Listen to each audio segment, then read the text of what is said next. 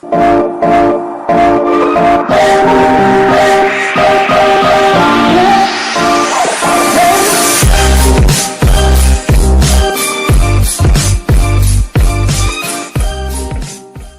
everybody, this is Sam Taggart with Can't Knock This, and I have a very special guest, Tim Jooste, all the way from Florida. We're here live in downtown Salt Lake, sitting right at the Vivint Arena. He is one of Vivint's top senior regional managers and has done this for over 10 years, 11 years? Yeah, this will be year number 13. Starting in a few weeks, basically. We're finishing up 12. Holy cow. And has one of the fastest growing regions to exist at Vivint. And has a very, very rich history in door-to-door, and so super excited to learn from you, Tim. Cool. Yeah, I'm excited to be here, Sam. That's I've listened to a lot of these. I just listened to one the other day that you did where you went over Grant Cardone's 20 closes, I think it was. Just 20 rules of presentation. And you kind of adapted it to door-to-door, and I thought it was fantastic. Like, I actually used a couple of the things the next day on the doors. That's awesome. Yeah, it was cool. So tell us a little bit about how you got into the door-to-door space. So I've done hourly jobs like every 17, 18, 19-year-old all the way up until basically 19, and I just had a moment where I knew I needed to do something different to get on a different track. And sales was like the one thing that I knew that every successful person I'd ever met had done. So I just looked for a sales job, and I knew a buddy that was working at Verizon Fios selling door-to-door. So I chatted with him, and he said, yeah, come on in, I'll get you an interview. And I went in, and there were guys making $1,000 a week, and I was making $200 a week. So I was like, if I can do this, if I can do $1,000 once a month, and then I just make nothing the rest of the month, I'm still making basically the same money or more. So I just committed to it, and then I trained with the top guy. I asked a ton of questions, and I just started working super hard. I made it like my video game, and within just a few short months, I was one of the top guys in the office, then the region.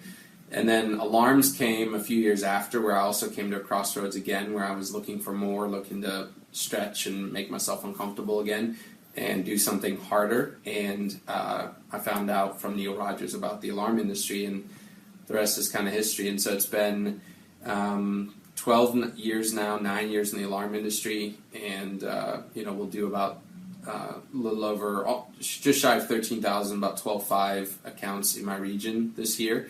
We had to kind of start over when we came over from Platinum, and I came with 14 dudes, and then we are up to about 260 right now. So just in the last, I'd say, 5 or 6 years, we've built that group. So that's phenomenal. Yeah. So I remember we would duke it out at Platinum. What in 2011?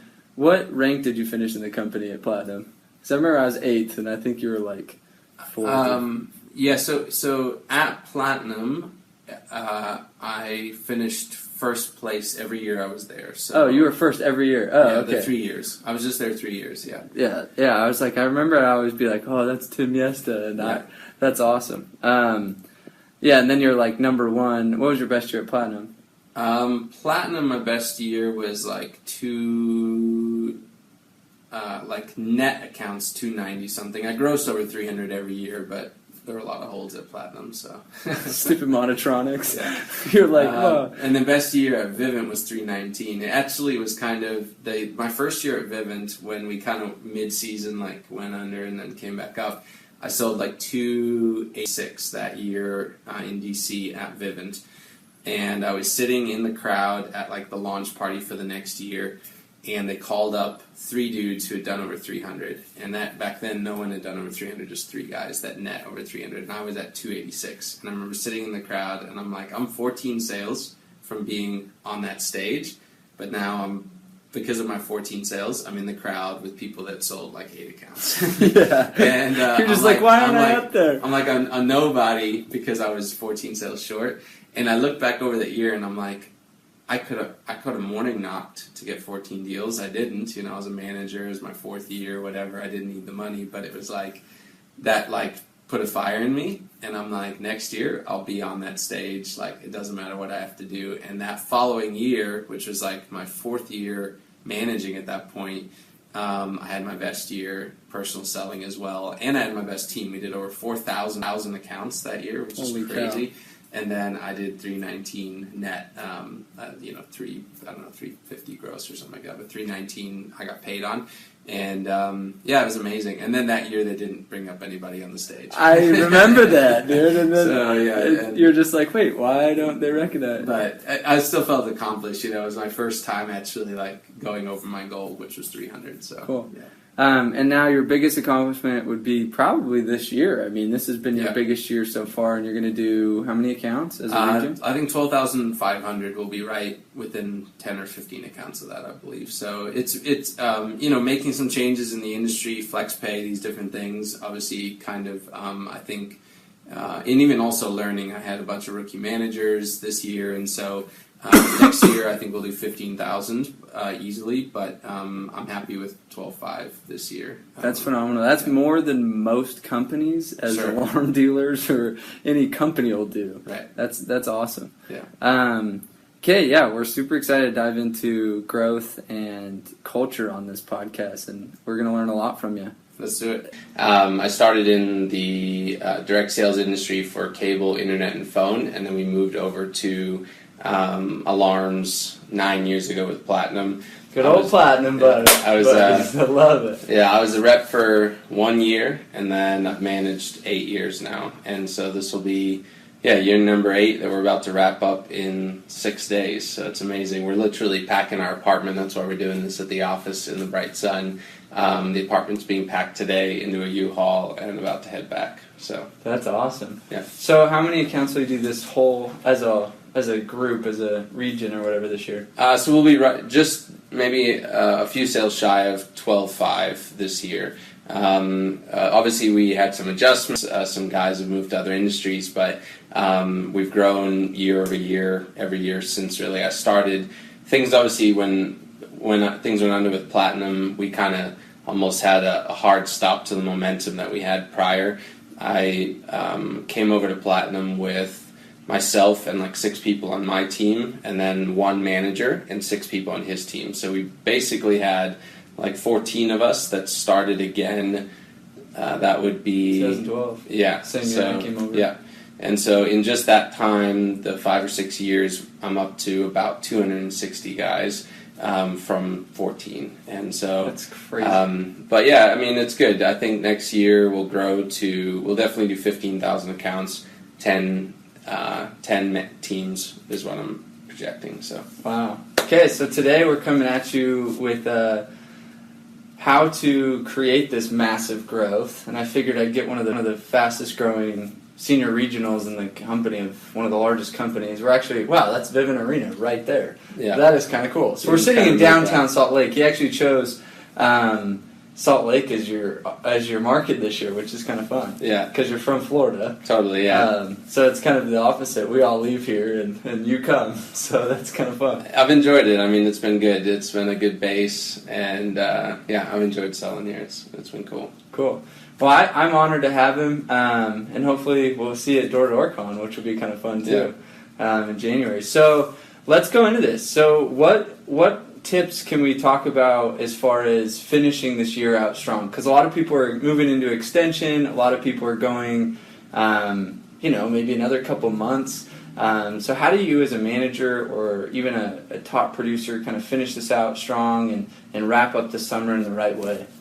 So, I mean, for me, if I'm speaking directly to either managers that want to grow their group or assistant managers or, I guess, future managers, I'd say that you've got to end the summer on a high note, and it's actually not that hard to do that. When I talk to my leaders, the emphasis is obviously finishing strong in personal sales. I've always made that my focus. You can be doing all the other stuff right, but if you sell 3 accounts your final week as a leader, everyone knows you're not working.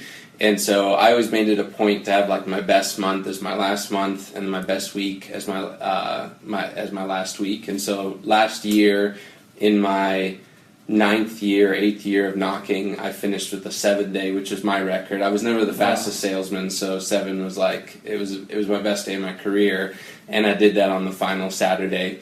And so I think that's the first thing is just be be a superhero to your guys. And I guess even if you're a rep right now and you're watching this, like, start making a name for yourself now as a strong finisher, somebody that pushes till the very end of the finish line. Once that's taken care of, the rest of the stuff, I just focus on fun. Like you can see kind of around the office, we have a bunch of incentives we're doing right now. We do something called the Jedi Olympics, my region's Jedi, and it's a mix of sales with teams of 3 or 4, and then really silly games like a cornhole toss or a basketball shootout. So correlation basically consists of an event, like an Olympic event, and then we go out and sell, and you get a score for winning the game, and then you get a score for selling, and then the team that wins beats, or whatever the incentives are that we have up there. So I just try to make the final 2 weeks like as ridiculously fun as possible, get everyone laughing, enjoying themselves. Yeah, because it's like, let's go over the door approach again. Yeah. It's like, oh man, we've been in this for how many months? And I'm a firm believer on that note. Like, if you just get someone in a good mood and they're committed to work, they're going to go sell. And so really my focus until even once the cup ends, like last year we got knocked out of the cup and early. I think we finished 7th or something in the D1. But actually our sales went up after we were out of the cup due to the Olympics. And really? It's because I just think if you get people like having fun, enjoying themselves, and then knocking, they're going to put in sales. Everyone's well trained at this point. And then really the last, like, I think key to finishing a year well is helping. You start with yourself and then your guys. Help them have like a moment of reflection and like learning and tweaking each year.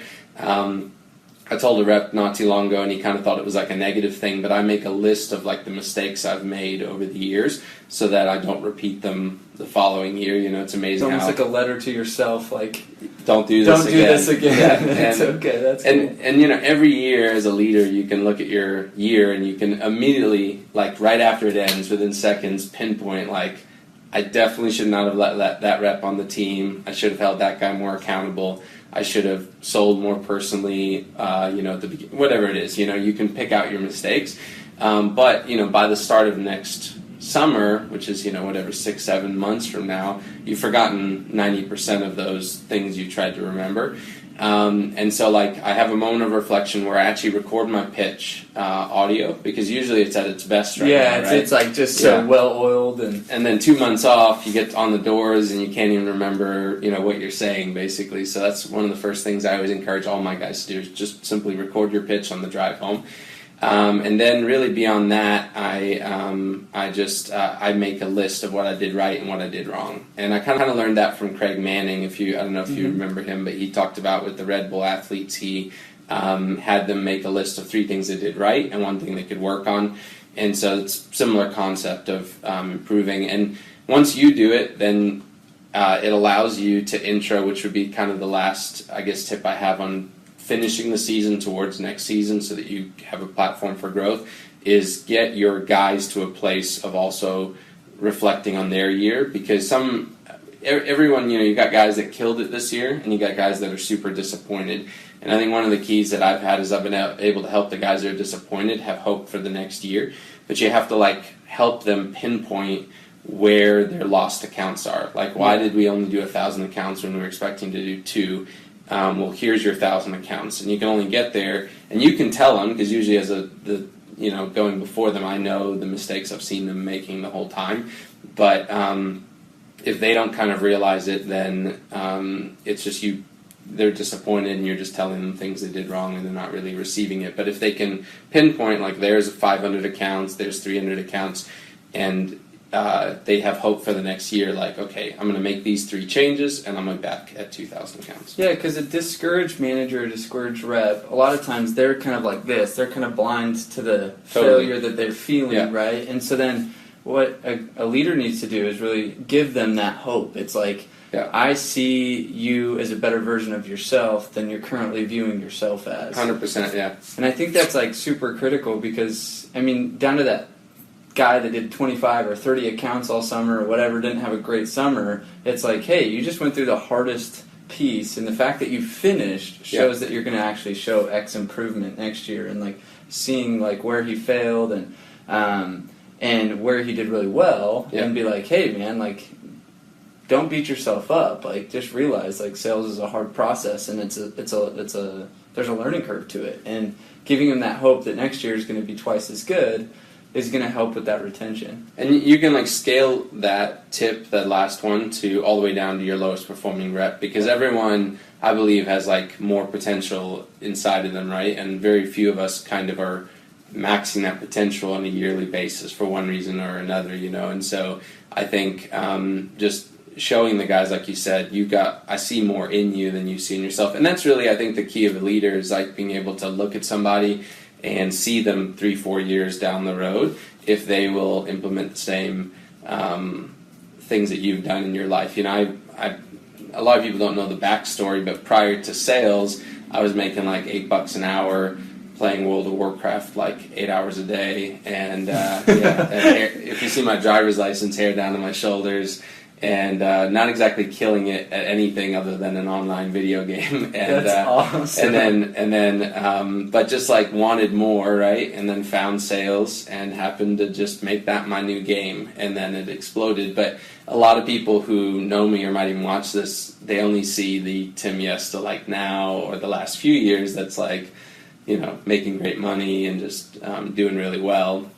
But it's like the progression of really sales is a lot like a gym, I feel like, for your character, your personality, all those things. It's like you come up every day versus something hard that you either back off of or you change, right? And so you just do that 12 years and you're a different person 12 years from when you started, Do you ever pick up World of Warcraft every No, now and then? yeah, video games in general is like my kryptonite. There were seasons where I would finish the year, and like right now, as we finish, I'd go home. I wouldn't even want to go overseas. I'd just be like, I'm just gonna stay home and play video games for like the next month straight, and I'd not leave the house. And That's awesome. I shifted over to some of the less addictive ones like Call of Duty and whatever, and then really since my daughter, and probably a year before that, I actually haven't touched a video game in like 2-3 years. I'm like fully detoxed at this point. Wow. So, Clean. Yeah. Was AA pretty hard with the video game? Yeah, it was like there was a process. There's a whole support group we had. And, I love it. Yeah, it was love good. it. Yeah. Okay, let's say now I'm home and what do I do? Okay, we all went our separate ways. Half my team lives in this state, and I have some guys Totally, here, yeah. and we're on our way back. We're like, yeah, we finished super strong, because you always want them to end on a really positive note. Yeah, go to Top Golf the final night, celebrate. Yeah, celebrate. Right. Like, look what we just did. Because how you finish is really how they remember. Nobody remembers their first 2-3 months. They remember that last little hurrah. Yeah. So let's go into. What are some systems and things that you can... Well, before we go all the way home, how do you tee up your off-season while you're still in the season? Because I'm sure there's like a lot of conversation around... Yeah, I think the conversation that we just were talking about, where you have the moment of reflection, almost bring up first like your mistakes, right? And then it encourages them to talk about theirs. So I'll have like a little mini interview, and I'll just say like, well, so how did the season go? Was it what you expected? What's your favorite moment? What was your least favorite moment? I ask like, what are some things that we could have improved on in the office that you could see on anything, whether you want more games, more this, more that, whatever. Talk to them about that, and then I usually ask them like, how close did you get to your goal? And the funny thing is, when I have that interview, I've only actually personally set a goal and hit it once in my 9 years. At my personal sales goal, I don't know how you were, but I hit 319 one year, and that was like my highest net performing sales year personally. Every other year I've had 300 as the goal. I was like 295, 285, I did a 298 year one time. Yeah. You're like, no! Right, and you always look back and, maybe there's a little more you could have done. But I always work my hardest every year, I feel like. But anyway, so it's like I've only hit my goal 1 out of 9 years. So I can relate. I can say, hey, it's normal. As salesmen, we set high goals and we typically fall short. But on the way to the goal, it's like if you can get close, you've done well, right? So I have that moment, and then that's when I lead into what did you guys, what could you have done differently? What would you, going back, and it's really amazing. I picked up a rep. I was driving him back. It was his final day. And on the drive back to the apartments, he was about to get in his car and leave. He starts confessing all these things he should. I didn't even bring it up, And so I think right when the season's done, people are in at that moment of reflection where they can see clearly bad habits, mistakes, on and off the doors. So I get them to pinpoint it and I get them to write it down. And then once that's done, then I just start leading that conversation into next year. So what would be your goals for next year? I kind of do a repeat of this at the back end review. Right. So, but yes, I mean, that would be it. It's just a tee up of bro, I'm so thankful for you. I'm proud of you. In our office, we're doing I don't know if you've ever watched the show The Office. Mm-hmm. Yeah. So do you remember the Dundee Awards? Uh-huh. So we're going to do something similar where it's awesome. Awards that make fun of reps in a small way, some characteristic about them.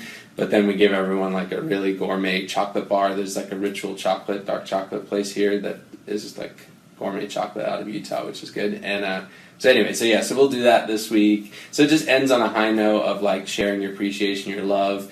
And then, that's really it. Just the conversation about what are your goals for next year. And then how do you set kind of expectations? Do you have that conversation now, or do you have that later on as far as here's how our preseason is going to be, here's how our recruiting is going to be, here's how you can move into management? When are you going to have those? Yeah, I'm having that definitely. So in this month of August, I called through everybody that was going to trend to hit over 75 accounts. So I had a one-on-one conversation about the next few years. So I've done that now in this month of August. Okay. So that would definitely be part of it.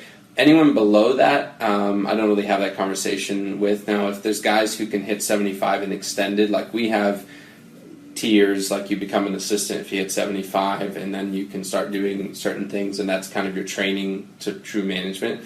You have to hit over 100 to become a manager in our region, so it's all standardized. There's no special deals that people can shade or whatever, but so everyone kind of already by now knows October 2nd, you can go get your permit. November 1st, November 11th is the first official knocking day, year and party. We've gone over that schedule, so they're kind of already aware of it. Some of the students might not be really starting again until January, but So your people already know their first knocking day, their first, wow. Yeah, because we'll talk about that in the office or announce it on the podcast. Here's the schedule for the preseason, just so you guys know what to look forward to.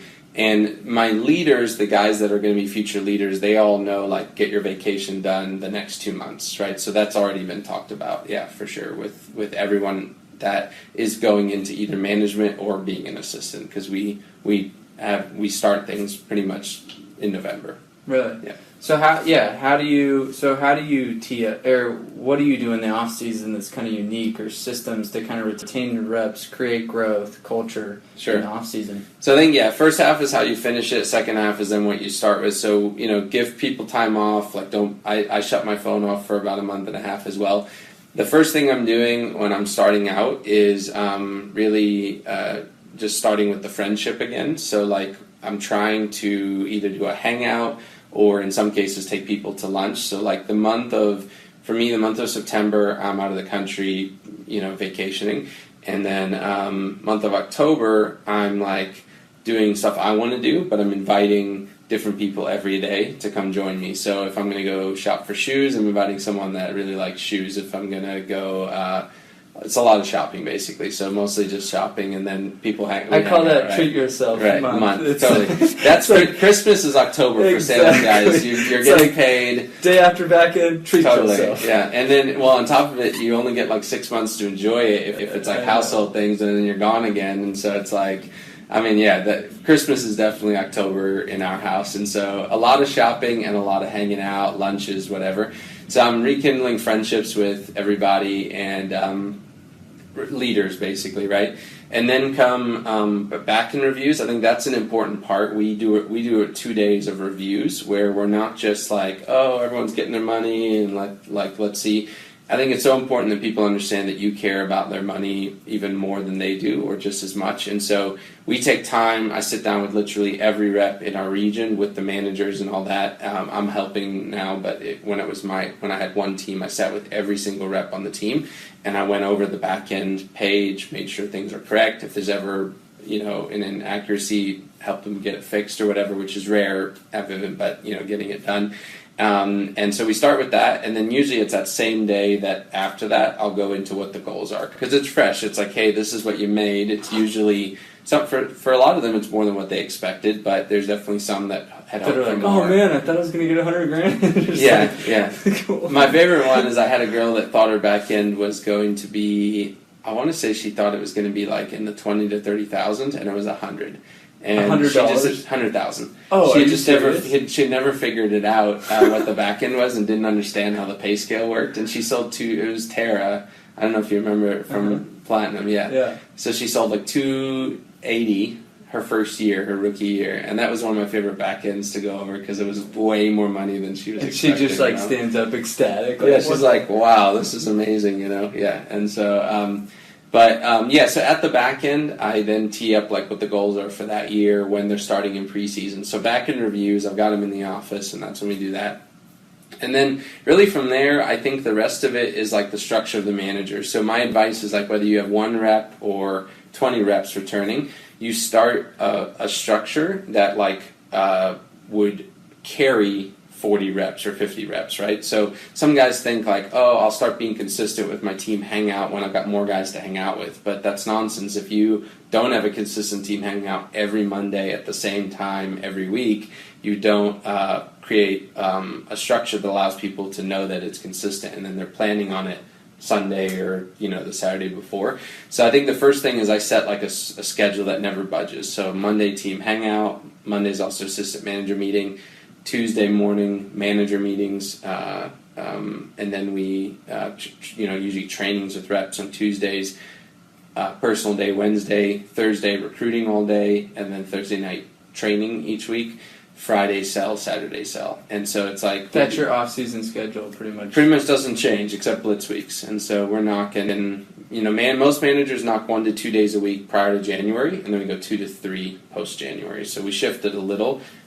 Recruiting is kind of the emphasis till January, and then obviously still recruiting while selling more. So it's year-round. Thursdays is your recruiting day. Is that typically at campus, or is that typically? Yeah. I mean, so usually I would say Tuesdays and Thursdays are recruiting days, but early on I might meet for trainings on Tuesdays as well. But yeah, campus one of those days, and then we do a training meeting every Thursday night at our office, and then usually in the hours leading up to that, I'm just doing interview. So if I've got my guys recruiting for me, and I actually will recruit at the team hangout too, where we like say bring new people, we're going to go play frisbee golf or whatever it is, and then you do something fun. I don't actually interview them there at the hangout. I just hang out and have fun. Just be there for But then, hey, Thursday at 6 p.m., come back to the office and we'll knock this thing out. And so my traditional, when everything's at full speed and I've got all my recruits recruiting for me as well as what I'm setting up, I'm usually booked from 10 a.m. till 6 p.m. on Thursdays. So I just interview with 10-minute breaks in between, all the way up, hour and a half interviews, let's say, to do paperwork and stuff. And then we go right into the meeting. And half the interviews can usually come back or stay for the meeting. So they're kind of getting interviewed and doing their first orientation training that night. Yeah, because that was just like right away. And then they're on the doors Friday. To shadow or Saturday. Yep. Yeah. You got it. So it's just like, we're going to integrate you in, hopefully get you a sale. It's just right a system, away. yeah. And then the only thing that breaks the mold is the Blitz week, right? So we're trying to do maybe almost one a month. Prior to January, it's usually one, and then one a month after January. Is that where you actually go to a different city or state, like hotel in it? Yeah, so it's like 3 weeks of the system, hang out, recruit, train, try to get them their first sale. And then you build up to 8 to 10 new guys, all waiting for this Blitz week. And so I'm telling them about the Blitz week in the interview, so that they know, hey, this is when we go out, and if I don't have my first sale before then, I'm getting it on that Blitz week. And then you just basically rinse, repeat. And I think, that's why I believe that we've grown, because everything for me is a system that's in place that I don't have to really think about. I know what I'm doing. We could fast forward in the calendar 20 Mondays from today, and you could ask me what I'm doing, and I'll be like, well, 10 a.m. manager meeting, or 9 a.m. meeting with Neil, 10 a.m. manager meeting, or Bible study, 11 a.m. manager meeting, or assistant manager meeting, 12 noon, team hangout starts, 6 p.m., dinner with some managers, and then we used to do my big manager meeting that night, right? So I can already tell you my schedule 20 Mondays from today because it's like it's the same. It doesn't change. It's crazy. So, and I think that's what creates culture is because the biggest way that I think leaders lose their clout is inconsistency. I think it's kind of like, oh, I don't know if I can really count on him. I don't know if, and like you said, it's like if you have one rep that goes on that blitz with you, or if it's 20 reps that go with you, it's still happening. Yeah. Because if people are kind of like, it might not happen, it might happen, or that hangout or whatever, people realize that that leader just loses his credibility really quick, and he's like, he's not really sure of himself. So what about your, like, how has that created a culture around your organization? Like this regimen that you've created, how has that like formulated your culture? So I think that I see it as like that structure of the manager's schedule, which then translates to the team schedule that stays the same, is like the foundation, right? And then the culture, the identity of the team, those things are the stuff you don't see the structure of it really. You see the fancy stuff. You see like, Trevor Frank has created this culture of like we win every year, right? And they're going to win again this year because that's just like from the interview he's reinforcing that message. I think for us, our message that I built my whole region off of is like that we use this job to become better men, basically men of character. And so everything then is tailored around that. The concept of being the Jedi, where they were selfless people that fought for humanity and whatever, and were disciplined and caring and all those things. So we have that as our image to attach to what we're doing. But everything that we do reinforces that message. Because, I mean, for me, I went from the long-haired World of Warcraft playing lazy, broke guy to where I am today, because of this opportunity, and because every time it was difficult, I pushed. Every time it was 9:30 and 3 more doors, and it was 9:28 and I wanted to quit, I kept going till 9:30 and 3 more doors. And if you fast forward now, that's what makes me who I am, and I believe that the money, the teams, all those things are a product of that change in all those little mini moments that you're faced with. Yeah, it's because it's how you do anything, it's how you do everything. Yeah, and 100%. I think people realize that, like, even those moments of 9:28, and if your guideline or your rule is 9:30, and you're breaking that every day, it's like, what else are you failing in your life? And what it does is it removes some strength from you, right? So you can't get in front of someone and look them in the eyes and say, like, you've got to commit to this because I'm committed, right? Yeah. And then when you're all in as a leader, your guys can follow that. And people want to, even though it's challenging, right? And like, obviously we have this part of ourselves that's lazy, that doesn't want to do it, right? But like, you've got, if you will conquer that, you can inspire others. Because I believe, we're designed by God to want to be great, and we have that on the inside of us. But just like an oyster or whatever, the coral reef, right? We see that picture of the beautiful side of the coral reef and the gray side. The beautiful side's the part that's getting hit every single day. And but in our generation, I feel like you have to seek being uncomfortable, right? Because society is literally designed to make you feel safe emotionally, make you feel comfortable as possible, and kind of almost trained this younger generation to focus on experiences and just feeling good and like let me just enjoy life, enjoy these experiences. So how many people have we recruited and trained that could have killed it and become great at this, that like just were like, man, it's hard, I just don't feel like it's for me, I'm just not happy doing it, right? Yeah. Right. I don't know if anyone's truly happy knocking on a door and getting cursed out like I did like last week at 9:30 when I was keeping my word. But I walked away from that, and I'm a better man because I just kept going, right? I kept knocking even after that. So it's like, no one enjoys that. I mean, no human being enjoys that feeling, but it's everything else. And so I think that I've, on the structure, once that's done and your schedule's set, that's almost the easiest part. Then it's like you can start building your character. And I think I'm a firm believer, kind of going into retention and growth, that people want to live for something more than just a job, right? If this is a job and a way to ball out of control and make a bunch of money, you're going to have very short motivated people that don't stick around or end up leaving you for another money opportunity. I think the reason I've retained so many leaders is because I truly believe that everyone has that greatness, and it takes being uncomfortable. It's not just Vivints or sales, really anything, but if you can make yourself uncomfortable on a daily basis and push yourself, that greatness continues to come to the surface. And then with the greatness comes a more satisfied life, comes a lot more money. And I think the biggest one is that it affects a bunch of people. No one would listen to this if we were 40 account reps. Right? 100%. But at one point, we both only had 40 career accounts. But there was a moment where we each chose to push, right? And to keep going. And then people watch, and now there's many lives affected. So this is what life's about. It's helping other people. And but you only get that platform when you've done something. And so I think 100%. So I think just creating that culture. And so for me, it's like I'm always looking to develop the next group of leaders. And I think because of how far I've come, where I was, broke and lazy and had never really given my all to anything in my life up until that point, I'm a firm believer that if people will embrace sales specifically, but really anything they're doing, and give it their all and push to be the best, and will fight daily and put in those disciplines, that they can change. I believe personalities can change all that stuff. So when I see that brand new guy that's just come in, like I'm seeing potentially a future me 10 years from now. Yes. So let's talk about, okay, you've had this rep, and maybe he did 50 or 75 or whatever, and he's like, dude, this isn't just for me. I hate it.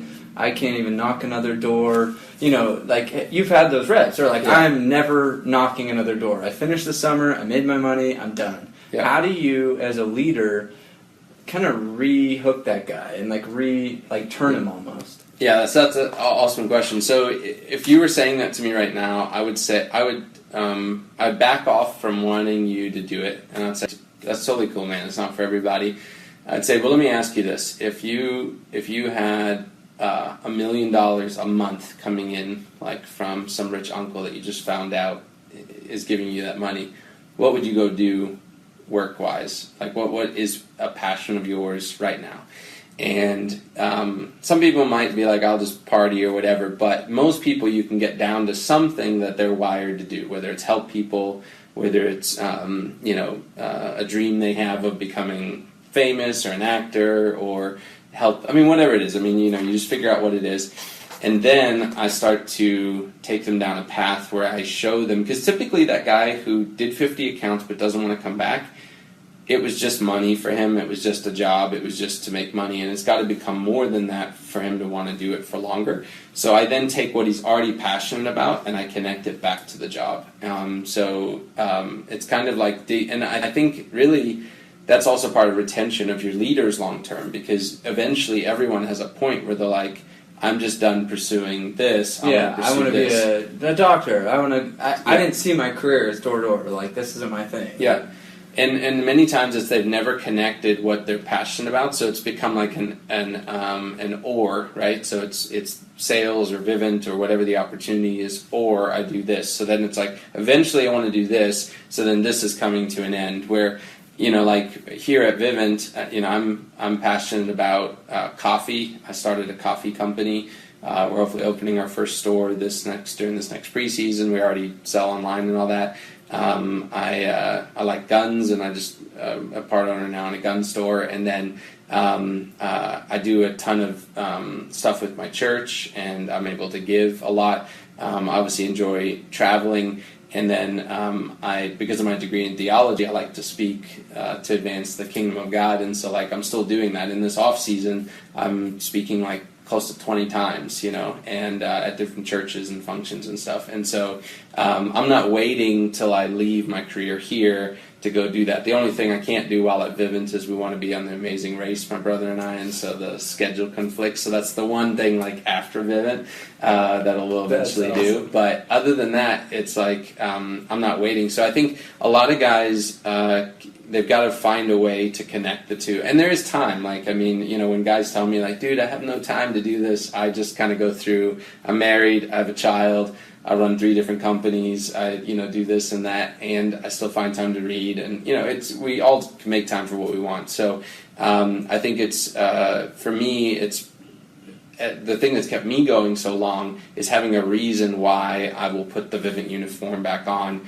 and go knock a door November 11th or whatever the first day is, because it's not just knocking a door. It's not just for that money. It's not, it's not about $1,000 anymore or whatever it is. It's about everything else that's connected to this opportunity. And you can kind of do that with anything you're doing in life. But I think some people don't realize that they could start doing both and then build up the other one till it demands so much attention of yours that you have to leave this. Don't just cut this cold and go to something else. So that would be my message to a guy like that who did 50 accounts. I'd show him what I think he could have done with some tweaks so that he sees like what 100 accounts would look like the next year statistically.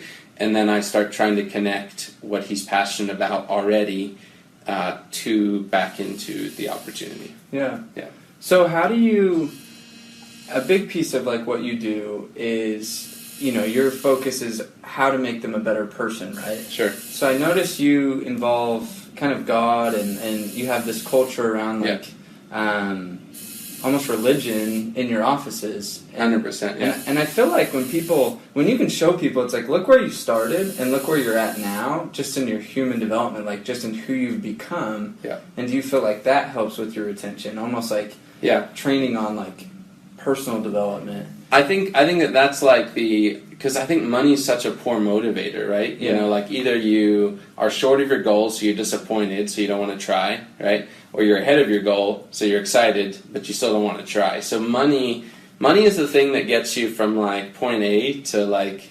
D or F or whatever, right? But then the rest of the way up your journey for greatness is like, I think it's those principles of like the gym for your personality or revealing who God made you to be. And so I think when I've been able to connect something as simple as knocking doors to becoming the people that God destined us to be and ultimately affecting the world around us. And it is, it's a proven fact. We're not making something up. Many people who are doing great things in the world around us started in sales, right? And even specifically in door-to-door. There's a book called Getting There. I don't know if you've seen it. It's like an orange cover. And it goes through like Paul Mitchell, Warren Buffett. They all did door-to-door sales at some point. Really? Yeah. And I need to get them on a podcast. Yeah, tell me about awesome. it. Yeah. And it's like all these famous people, Kathy Ireland, many of them, I think she sold books door-to-door, right? Wow. So pretty crazy. But and then I've met countless wealthy people. I've knocked on a lot of wealthy neighborhoods, and it's typically people with sales skills and people skills that rose to the top of their field. I remember one guy in particular, he was in like the biggest house in a place called Kingwood in Houston. And so like on the wall, we're talking super rich dude, a lot of cars, all that kind of stuff. And I remember talking to him, and I just asked him like, how did you become so successful? And he's like, well, you're already on the right track. He's like, I did sales, and then he's like, I'm an engineer. He's like, I'm not the smartest engineer. In fact, when I step into my office, I'm like the 10th smartest guy in there. I've got 9 other dudes that are way smarter than me, but they work for me because I have people skills and the ability to sell, and they're just smart. That's it. So they work for me because they need someone like me to run a project and understand it, but then also lead it. And it was like, I had years before got into sales with that exact same light bulb moment when I sat at my computer with my last hourly job, and I said, I want to become a millionaire one day. By 30 was my goal, and I'm like, if I stay in this hourly job, I'm kidding myself if I think I'll magically wake up and be there. I literally have to take a step today to get in that direction. So I'm like, what do millionaires have in common? And I only knew 2 millionaires at the time that I'd met. So I wrote down 3 things. One was work ethic, one was leadership, and one was sales ability that they had in common. And I remember thinking, all right, I'm just going to start learning these 3, and I'm going to learn them by taking jobs that force me to learn them. And that's why I guess for me, really every job since then has been, in my mind, like college or like a training camp for the next thing. So I just said, okay, I'm going to take a job that either teaches me sales, leadership, or work ethic, or all of them. Once I learn these 3, I'll either be a millionaire, or I will at least have a different kind of view on the world, and I'll know that you need 5 more things, and I'll know what those are, because I didn't know what they were, I just had the 3. So I literally called a buddy that day who was in sales. I was like, "Can you get me an interview?" And then I put in my 2 weeks. And so after that moment, and I quit my job, and that was my first door-to-door job at Verizon, and I ended up making $100,000 my first year at 19 years old. So totally changed my life. And but it was that decision of like a ship leaving one coast headed to the other coast, from America to Africa or whatever. It's like if you're headed, or like I came from Africa over to America, it's like when if you the advantage a lot of young people have is they've got years, right? So 1 degree to the right or the left means a huge difference on where you land on the other side of the coast when you get there. And so I just saw like time was my advantage. I'm 19, 20 years old. If I make changes now and I start being uncomfortable today, I will, I'll get to where I'm going. And I think that's my message for most guys is like, when you're young, keep yourself uncomfortable. Like, don't, if someone told me, bro, this was hard, I hated it, I'm like, that's the reason you should be doing it, right? Yeah. Because you can go do what's easy that all your friends are doing, but you're going to be making the same type of money they're making. I'm like, the difference is that when my friends did this, I went and did this, and now many of them have worked for me over the years, It's like you have to look at what everyone does and then do the opposite. Basically. Yeah, especially in this current generation. I mean, it's crazy how much things seem to be changing. But there's still so many diamonds in the rough. And I feel like the 19, 20, 21, 22-year-olds that are rising up now amongst the millions of really soft ones, they will, like, rule their generation if they'll just do something hard. Because they're the only ones that really, I feel like, are headed. The guys that are, like, complaining about all this stuff on college campuses, those guys aren't, they're going to be working at fast food joints, that's the reality, or on collecting a check, the reality is, but it's like almost when most of your generation is so focused on social media and this and that, and that's their whole life and identity, and, what did I eat, I'm Snapchatting this, my story, I went to a concert, and then these guys are working during the summer. It's like you fast forward, right now you don't see a difference, they show back up to school and they almost look the same. But you fast forward 5 years, and that guy keeps pushing himself year over year, and this guy doesn't. 10 years from now, that guy, all these dudes work for this guy, and that's how that's how it works. Yeah, so that would be my message on like getting them to keep going. And it just happens to be that Vivints, I think, is one of the best. Sales in general is one of the best vehicles for pushing a human being to become better. Yeah. Okay, so Tim, awesome nuggets we've learned from you, and fully like. Gonna go rewatch this because this has been awesome. So one last question: what if you could give one piece of advice to any door-to-door rep out there? What would that be? I think it'd be kind of 2 parts. Is one, keep learning, so keep asking questions. I think that even now, I'm still constantly asking questions. I'll take people out to lunch and buy them lunch and interview them because I believe that you have to just keep learning in order to stay sharp. And as long as you're learning, even if it's really, I think, in things outside of door-to-door, like improving in one area, that momentum carries back onto the doors. And then I think the second part to that would be to, like I've been saying this entire podcast, is just keep pushing your limits every year. Don't get comfortable. Look for ways to make yourself uncomfortable. Make promises to people that are going to hold you accountable to reaching your goal. Commit in front of your entire region or your group or your team that next year I'm totally turning this thing around or whatever it is and I'm going to hit this goal. It's the guys that do that are ultimately, like at the end of our year, we both look back right now over our seasons. Everyone can look back over their season. We don't, like you said, we don't remember. We remember how it finishes. And we remember what we get paid. And we remember what we accomplished. We don't remember the pain, right? So like there were painful moments this season, just like every season. But I don't remember that pain. It's gone now at this point. I might remember that I was feeling it back then, but I don't actually feel it anymore. So the pain goes away. So there's the pain of my wife. One day we had like this super long day. We'd been up like since 5 a.m, traveling with the baby, heading to another market. She goes with me when I travel to my teams, so we can stay close as a family. I think the baby had pooped or something, you know, like thrown up in the plane, and just the craziness of the day. And it's like, we know we still got to go grocery shopping, get in the hotel, get the rental cars, which just takes forever. And then we're going to get to bed by 1 in the morning. We got to be up early to start work. And she many times helps me, you know, when I'm out in these offices.